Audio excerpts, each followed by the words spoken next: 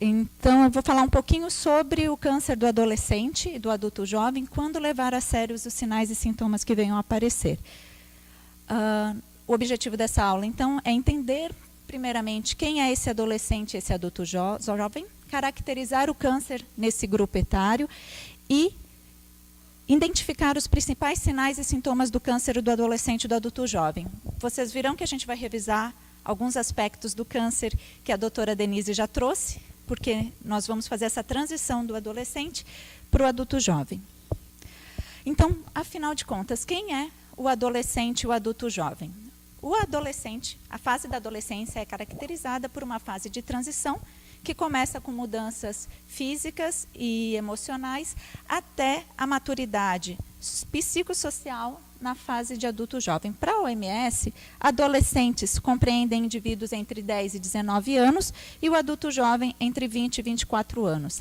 Até o ano de 2010, a nossa legislação apenas caracterizava os adolescentes através do Estatuto da Criança e do Adolescente entre indivíduos de 12 a 18 anos. A partir de 2010, passam a surgir as diretrizes nacionais de atenção integral à saúde do adolescente e jovens, englobando indivíduos entre 15 e 24 anos. E, numa tendência mundial, a partir do ano de 2013, através da Lei 12.852, foi incluído o termo juventude através do Estatuto da Juventude, incluindo indivíduos jovens na faixa etária de 15 a 29 anos. Isso é muito importante porque ele vai influenciar nas políticas públicas de saúde do país. A nível de oncologia pediátrica, faz mais ou menos 20 anos que começou a se dedicar ao estudo de quem é esse adolescente e esse adulto jovem. Então, a maioria dos trabalhos e a maioria dos serviços de oncologia para o adolescente e adulto jovem surgiram dos oncologistas pediátricos e cada vez mais estão trabalhando com equipes multidisciplinares, incluindo oncologistas pediátricos e oncologistas adultos nessa transição. Então, dados recentes de 2013 mostram que no ano de 2013 houveram 350 mil novos casos de câncer entre 15 e 29 anos em todo o mundo. Dependendo da localização, vai corresponder de 3 a 5% de todos os cânceres. E no Brasil, em média, nós temos mais de 5 mil casos novos entre indivíduos de 15 e 29 anos. Ele chega a corresponder de 2 a 3 vezes mais casos em crianças, nós estamos falando abaixo de 15 anos, e o que tem se observado, revisando esses dados da literatura, é que a incidência tem aumentado rapidamente e mais intensamente que em crianças. Os cânceres mais prevalentes são as leucemias e os linfomas, tumores do sistema nervoso central, tumores ósseos e sarcomas, como a doutora Denise veio anteriormente comentando, principalmente nessa faixa etária dos adolescentes, que são tumores com características de crescimento rápido, de origem de células germinativas e linfoproliferativas. Com o passar da idade, o que a gente vê é que os tumores passam a ter características já relacionadas a um crescimento de células epiteliais, começam a aparecer os carcinomas e tumores como o mama, colo uterino, cólon e o melanoma passam a ser mais prevalentes. O que se sabe, da mesma forma como na pediatria, nas crianças abaixo de 15 anos, o câncer ainda é a principal causa de morte, excluindo apenas causas externas, em diversos países do mundo, da qual incluímos o Brasil. E o que também tem se visto é que o aumento relativo da taxa de sobrevida nesse grupo etário tem sido menor que em crianças e adultos, apesar do tratamento. E um fator que tem pesado bastante é o diagnóstico tardio. Existem diversos fatores que vão influenciar esse diagnóstico, alguns relacionados à doença, ao próprio indivíduo e ao sistema de saúde. O Dr. Marcelo anteriormente comentou sobre a característica da célula neoplásica, a sua diferenciação e os novos estudos voltados para o câncer nessa população têm visto que mesmo tumores até então já bem esclarecidos, identificados da parte genética molecular em crianças e no adulto, estão apresentando características diferenciadas no adolescente e no adulto jovem. Outras características importantes a esse grupo etário são relacionadas ao indivíduo. Quando nós queremos nos referir a um idoso com saúde, o que nós falamos, né? Como o senhor está jovem, né? E, na verdade, a gente traz um caráter de invulnerabilidade, invencibilidade para esse paciente. Um paciente jovem, ninguém vai supor que ele tem câncer. Muitos sinais e sintomas, como a doutora Denise já trouxe, e nós vamos reforçar aqui, são sinais e sintomas inespecíficos que nessa faixa etária onde nós estamos com uma independência pessoal, trabalhos, estudos, muitos jovens iniciando família, várias outras causas como cansaço, estresse podem ser pensadas muito antes, desconsiderando a importância do câncer. Com relação ao atendimento em saúde, a especialidade responsável pelo cuidado do adolescente e do adulto jovem é a ebiatria. É uma especialidade relativamente nova e dentro da oncologia, a oncoebiatria ainda está em processo de formação. Esse jovem que virá ao atendimento na unidade de saúde, às vezes por queixas vagas, é difícil para nós profissionais de saúde pensarmos no câncer. Então, é fundamental o reconhecimento desses sinais e sintomas, a valorização da queixa, para que a gente não deixe passar o diagnóstico de um câncer. Um estudo realizado no Reino Unido, entre outras características, eu acho que isso a gente pode utilizar como um reflexo para uma formação de conhecimento aqui no Brasil, é que foram feitas entrevistas com adolescentes e adultos jovens que já estavam em tratamento para câncer. Eles referiram que aproximadamente 70% desses pacientes já tinham consultado o médico generalista, 14% buscaram a emergência pela presença de queixas e 10% buscaram outros profissionais de saúde, principalmente enfermeiros e fisioterapeutas. Então, cabe a todos os profissionais de saúde, principalmente com o adolescente e o adulto jovem, pensar no diagnóstico de câncer. Esse estudo que mostrou de mais importante foi que, quando questionado a quantidade de vezes que esses pacientes tinham buscado atendimento pela mesma queixa, mais da metade relacionou 3 vezes ou mais. Um outro fator importante e desafiador para nós, profissionais da saúde, é a educação voltada para o empoderamento desse paciente, para o autocuidado, o adolescente e o adulto jovem, depois que deixam o período de acompanhamento com o pediatra, dificilmente seguem consultas seriadas. As mulheres, muitas vezes, voltam apenas no ginecologista e na nossa atenção básica, quando feito para o Papa Nicolau, para fazer o exame preventivo. Então, o papel da enfermagem aqui é fundamental, porque muitas informações, às vezes vagas, às vezes que virão numa conversa, podem ser um sinal de uma neoplasia. Então, o câncer do adolescente e do adulto jovem, ele tem tratamento, ele é potencialmente curável, mas o diagnóstico tardio influencia de forma importante na mortalidade e na sobrevida. Então, é importante para a gente estar atento aos sinais e sintomas para pensar em câncer. Então, atento ao quê?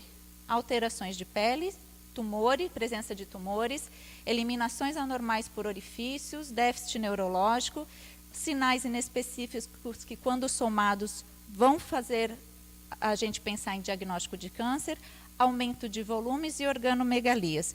Como a gente pode ver, muitos desses sintomas são muito semelhantes naquele priorizado no cuidado, como sinais e sintomas importantes para o câncer da criança e que vão se repetir aqui no adolescente e adulto jovem. Então, alterações de pele, como a doutora Denise falou, então não irei me alongar, um sinal normal, pequeno, menor de 5 milímetros, que vem acompanhando todo o período de infância e juventude, que tem bordos planos e que podem evoluir com assimetrias, bordos elevados ou irregulares, alterações de coloração que aumentam de tamanho. Precisamos estar alerta para o diagnóstico de melanoma. Uma característica importante desse grupo etário de adolescentes e adultos jovens está relacionada a doenças imunossupressoras, seja elas infecciosas ou adquiridas, pois adolescentes, adultos jovens em tratamento para o HIV, ou com doenças imunossupressoras como o Viscosi-Aldri, que venham a apresentar manchas violáceas ou amarronadas, com bordos elevados, doloridas, o diagnóstico de sarcoma de Kaposi tem que ser pensado e ele deve ser encaminhado ao especialista. A doutora Denise já colocou também as petequias e equimoses de aparecimento rápido, sem causa aparente, para o diagnóstico de leucemias e linfomas. A presença de tumorações endurecidas, fixas, que aumentam de tamanho, doloridas, a palpação, e aí volto a reforçar o que a doutora Denise já falou também, a importância do exame físico no adolescente e no adulto jovem. Muitas vezes o adolescente, por vergonha, não se queixa ou esconde. Às vezes o adolescente ele vem com uma informação vaga e cabe a nós, profissionais de saúde, entendermos nas entrelinhas, fazermos as perguntas que vão complementar a nossa investigação e fazer um exame físico completo, porque a dor, a queixa, ela está ali, mas muitas vezes o nosso adolescente não vai nos contar. Com relação às secreções, a jovem que refere dor à relação, sangramento anormal, aonde já foi feita a avaliação ginecológica e os sintomas persistem, sarcoma de útero precisa ser pensado. Sangramentos, secreções anormais via cavidade nasal, via ouvido, otorreia crônica persistente, dor, obstrução nasal, que já foi investigado e já se viu que não está associado a quadros respiratórios. Nem toda obstrução nasal no adolescente e no adulto jovem é rinite. A gente pode estar falando de um rabdomiosarcoma, de um carcinoma de nasofaringe.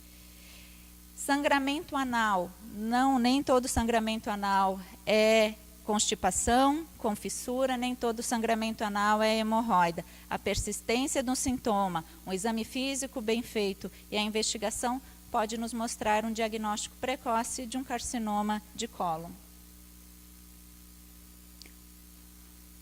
Os déficits neurológicos, a cefaleia persistente, investigada, tratada, que aumenta quando associados a vômitos, da mesma forma que a criança, no adolescente e no adulto jovem, tem que se pensar em tumor de sistema nervoso central e quando o aparecimento de outros sintomas, também encaminhamento de urgência para investigação.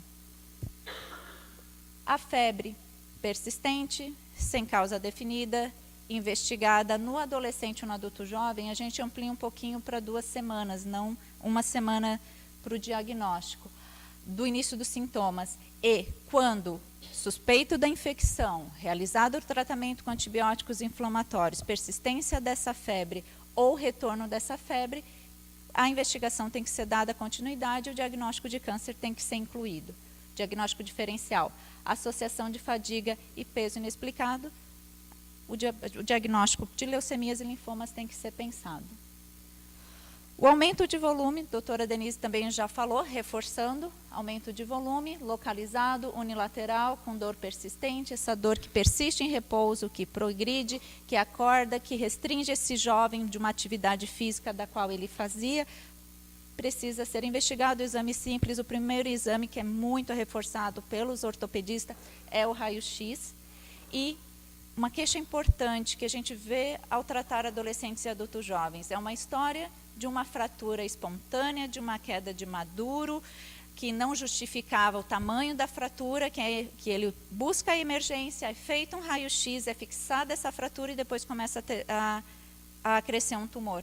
Então, fratura dita espontânea em adolescente e adulto jovem precisa ser investigado, precisa ser biopsiado. Linfonodomegalias, quando o paciente chega com essa imagem, saco de batata, como já foi mostrado anteriormente, facilita.